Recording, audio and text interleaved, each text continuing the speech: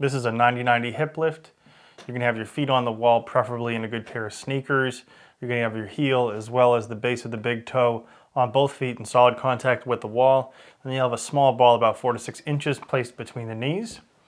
In this position, you're gonna be pulling down against that wall by digging your heels in as you take a breath in.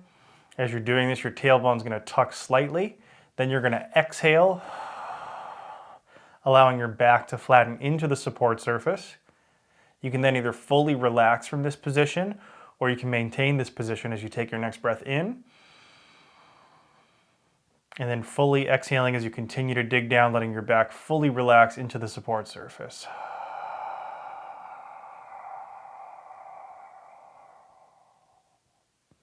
That's your 90-90 hip lift.